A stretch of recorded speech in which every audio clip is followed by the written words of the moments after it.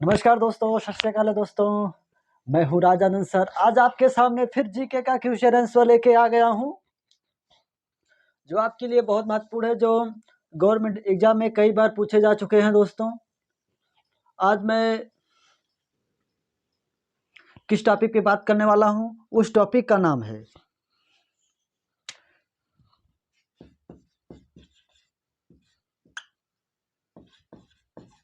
सिकंदर। ठीक है दोस्तों, आज मैं सिकंदर के बारे में बात करने वाला हूँ। अब तो सिकंदर का नाम सुनकर आप लोग समझ ही गए होंगे सिकंदर कौन था। आप लोग जानते हैं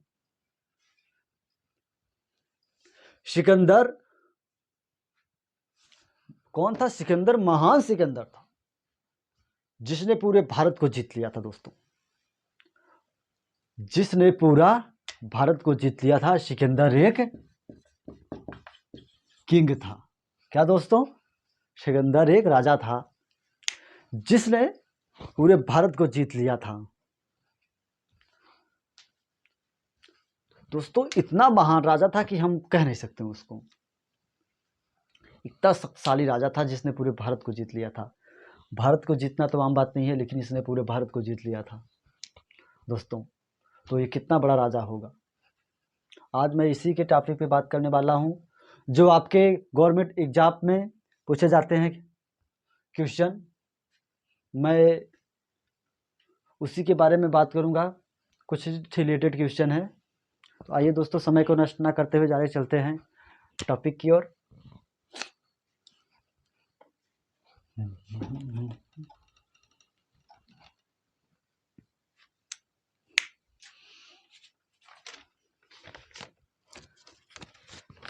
दोस्तों, क्वेश्चन है, सिकंदर का जन्म कब हुआ था? सिकंदर का जन्म कब हुआ था? तो दोस्तों, उत्तर है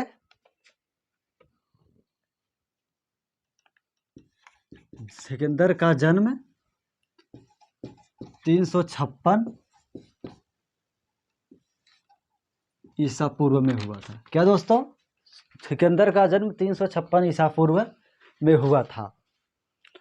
दूसरा है प्रश्न दोस्तों, इसके पिता कौन थे? सिकंदर के पिता कौन थे? सिकंदर के पिता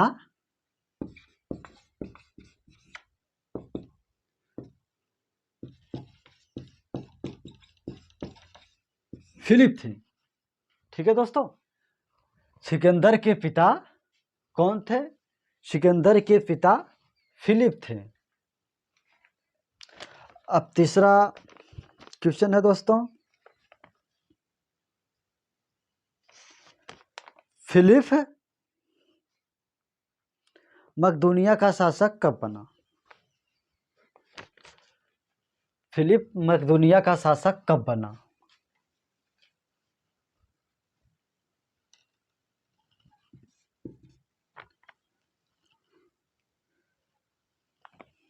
फिलिप मकदूनिया का शासक कब बना? 359 ईसा पूर्व में। फिलिप मकदूनिया का शासक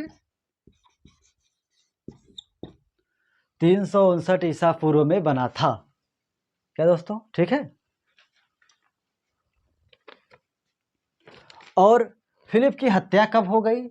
चौथा क्वेश्चन है, फिलिप की हत्या कब हुई? ठीक है दोस्तों, फिलिप की हत्या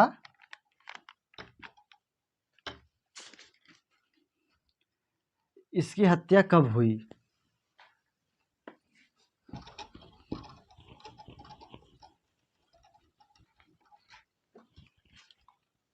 फिलिप की हत्या कब हुई?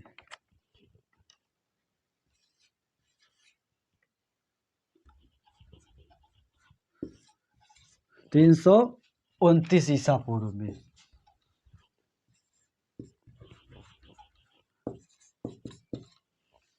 329 ईसा पूर्व में इसकी हत्या हो गई।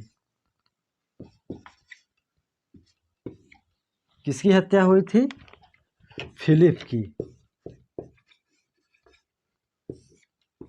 फिलिप की हत्या 329 ईसा पूर्व में हो गई। अब 5वां क्वेश्चन है दोस्तों,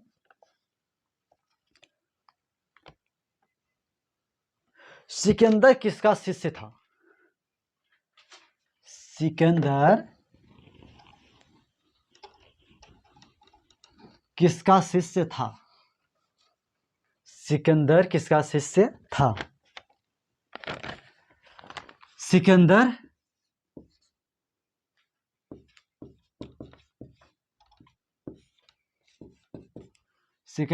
अरस्तु का शिष्य था।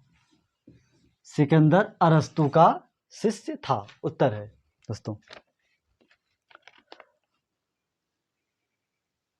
और अगला क्वेश्चन है दोस्तों,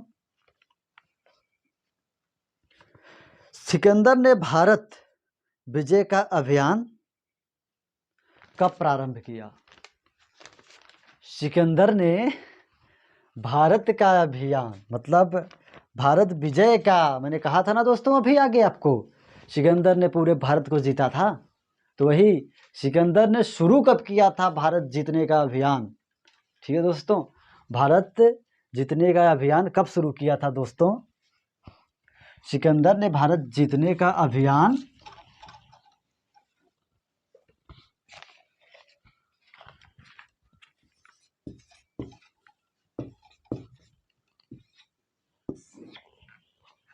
सिकंदर ने 326 ईसा पूर्व में भारत जीतने का अभियान चालू किया था दोस्तों। सिकंदर ने भारत जीतने का अभियान 326 ईसा पूर्व में शुरू किया था दोस्तों।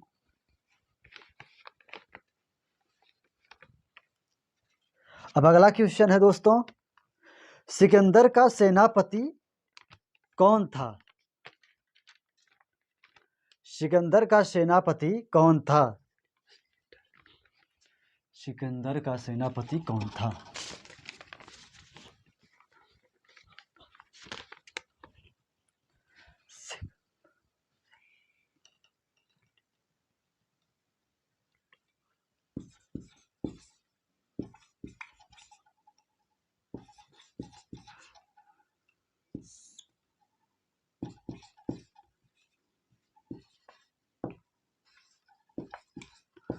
सिकंदर का सेनापति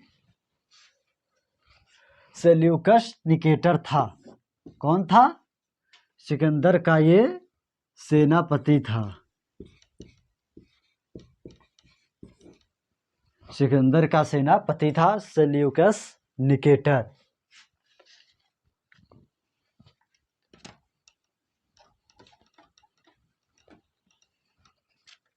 अब नेक्स्ट क्वेश्चन है दोस्तों,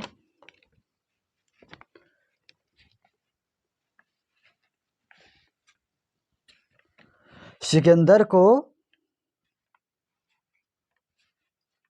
पंजाब के किस शासक के साथ युद्ध करना पड़ा? सिकंदर को पंजाब के किस शासक के साथ युद्ध करना पड़ा?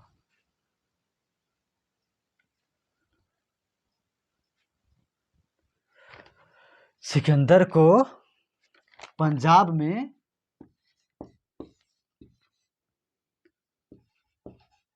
पोरस के साथ युद्ध करना पड़ा था दोस्तों।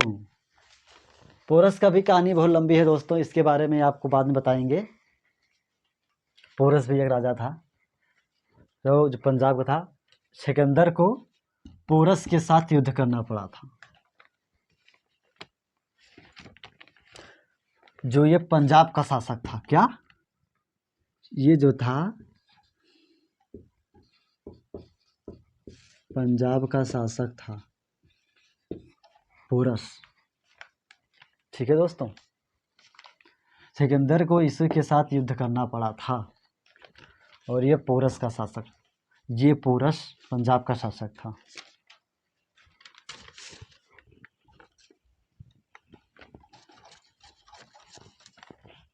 अब नेक्स्ट क्वेश्चन है दोस्तों,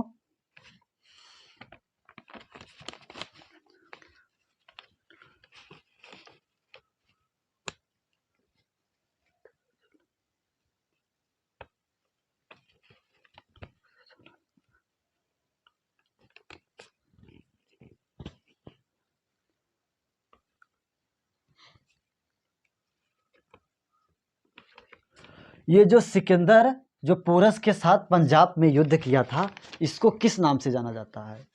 सिकंदर ने जो पोरस से युद्ध किया था पंजाब में, इसको किस नाम से, इस युद्ध को किस नाम से जाना जाता है? दोस्तों इसको हम, यह युद्ध जो था ना झेलम नदी के तट पे हुआ था, इसीलिए इसको हम झेलम युद्ध के नाम से जाना जाता है। क्या दोस्तों? झेलम, झेलम। यह युद्ध जो था झेलम के नाम से जाना जाता है दोस्तों।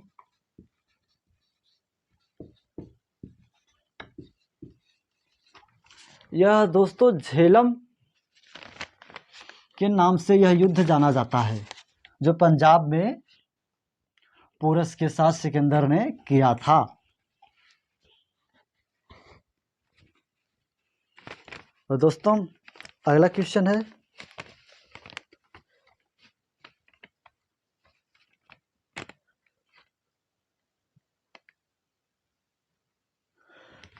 सिकंदर की सेना ने किस नदी के तट पर पहुंचकर नदी पार करने से इनकार कर दिया था दोस्तों? सिकंदर ने की सेना ने ब्यास नदी, क्या दोस्तों? ब्यास नदी, वो भी कहाँ?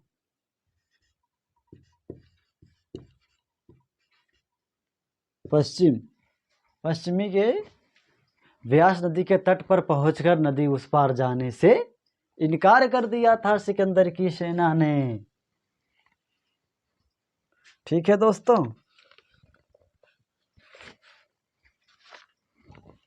अब नेक्स्ट क्वेश्चन है दोस्तों, सिकंदर स्थल मार्ग द्वारा किस सन में भारत में लौटा? सिकंदर स्थल मार्ग द्वारा किस सन में भारत लौटा? सिकंदर स्थल मार्ग द्वारा किस सन में भारत लौटा? सिकंदर किस सन में स्थल मार्ग द्वारा भारत लौटा? उत्तर है दोस्तों 325 ईसा पूर्व। 325 ईसा पूर्व में सिकंदर जो है भारत स्थल मार्ग द्वारा लौटा। 325 ईसा पूर्व में स्थल मार्ग द्वारा सिकंदर ने भारत में लौटा। ओके दोस्तों। अब नेक्स्ट क्वेश्चन है दोस्तों,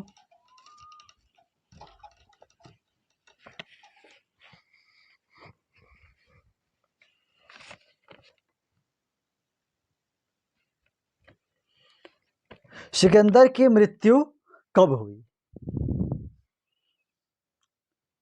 सिकंदर की मृत्यु कब हुई और कहाँ हुई और कितने वर्ष में हो गई थी ना दोस्तों? सिकंदर की मृत्यु दोस्तों 323 ईसा पूर्व में हो गई। कहाँ हुई थी इसकी मृत्यु?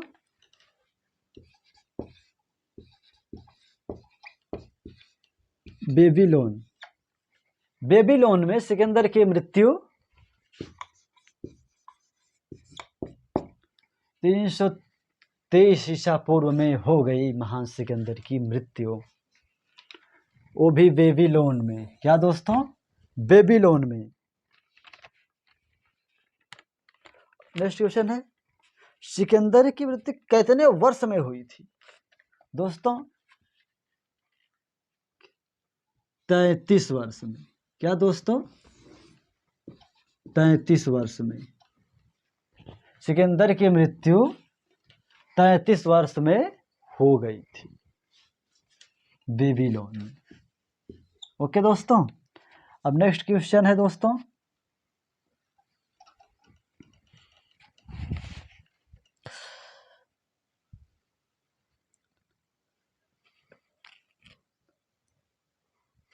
सिकंदर के जल सेनापति का क्या नाम था? सिकंदर के जल सेनापति का क्या नाम था? सिकंदर के जल सेनापति का नाम था दोस्तों निर्याकाश। ये था जल सेनापति। ये था दोस्तों जल सेनापति, जो सिकंदर के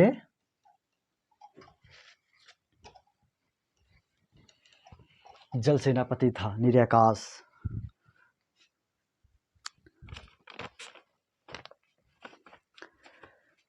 सिकंदर का प्रिय घोड़ा का क्या नाम था? सिकंदर के प्रिय घोड़ा का क्या नाम था? सिकंदर के प्रिय घोड़ा का नाम था,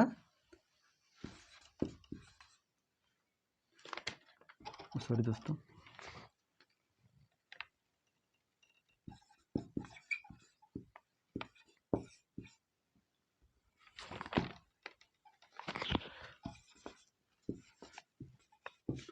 सिकंदर का प्रिय घोड़ा का नाम था बहुकेफला। क्या दोस्तों? बहुकेफला। सिकंदर का ये था प्रिय घोड़ा। क्या दोस्तों? प्रिय घोड़ा था सिकंदर का बहुकेफला। ओके दोस्तों,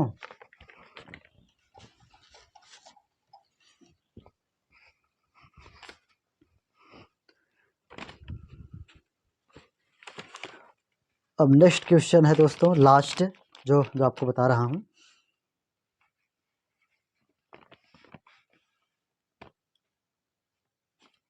सिकंदर ने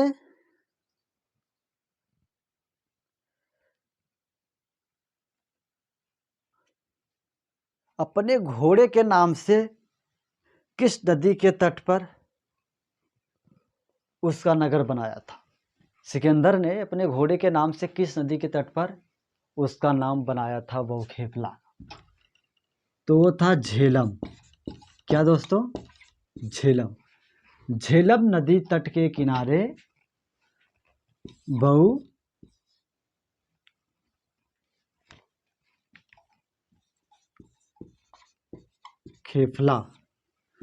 नामक नगर बनाया था।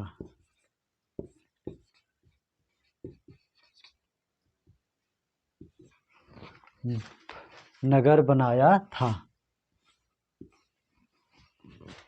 ओके दोस्तों, तो अभी के साथ आंसर समाप्त हुआ। आंसर क्वेश्चन दोस्तों, जिंदगी में पढ़ाई बहुत जरूरी है। जो इंसान नहीं पढ़ेगा निश्चित है कल वो बहुत पछताएगा। इसलिए दोस्तों, पढ़ना है तो मन लगा के पढ़िए। अपने माँ बाप को धोखा मत दीजिए दोस्तों, क्योंकि आप माँ बाप किस तरीके से पैसे कमा के आपको देते हैं ये आपको तभी पता चलेगा जिस दिन आप स्वयं कमाएंगे। पैसा कैसे आता है इसका कदर आपको तभी पता चलेगा। इसलिए दोस्तों, आपको जब माँ बाप कमा के दे रहे हैं दोस्तों, आपको पढ़ने में क्या जा रहा है? पढ़िए खूब मन लगा के। देखिए दोस्तों, मैं कहता हूं आप बाहर जाएंगे 8 घंटे 12 घंटा खटेंगे तब जाके 10-12 हज़ार महीने सैलरी पाएंगे दोस्तों। लेकिन आप ऐसा कुछ करने को सोचो ताकि आपको ये चलाकर पैसा कमाना पड़े। किससे? आप एक टेबल पे बैठ जाइए, कुर्सी पे, केवल आप इसको चलाकर जहां आप सिग्नेचर कर दें वहां आपका पैसा तैयार हो जाए। सोच लिए दोस्तों, आपको पेन चला के पैसा कमाना है कि इस हाथ में फावड़े चला के पैसा कमाना है? आपको अंगुलियों को कष्ट देकर पैसा कमाना है कि आपको पूरे बॉडी को कष्ट देकर पैसा कमाना है? अब फैसला आपके हाथों में दोस्त है। और जिंदगी में एक बात याद रखना, कामयाब बनना है, अगर कामयाब बनना है तो अपने ऊपर निर्भर होइए।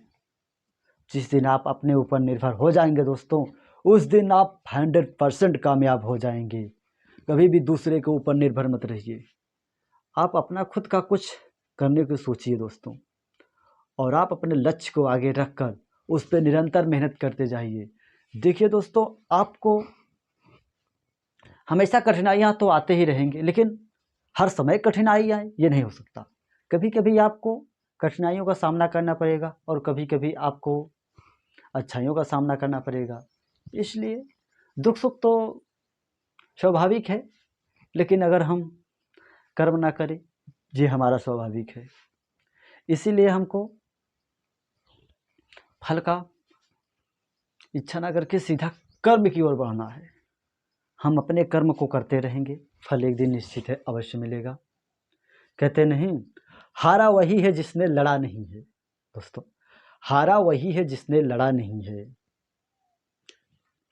इसलिए आप जब तक लड़ेंगे नहीं, तब तक आप जीतेंगे नहीं। अगर आपको जीतना है दोस्तों, तो आपको लड़ना ही पड़ेगा दोस्तों। इसीलिए अगर आपको ज़िंदगी में कामयाब बनना है दोस्तों, तो आपको पढ़ना ही पड़ेगा। अब फैसला आपके हाथ में है। जय हिंद, जय भारत। अब मिलते हैं नेक्स्ट वीडियो में आपको।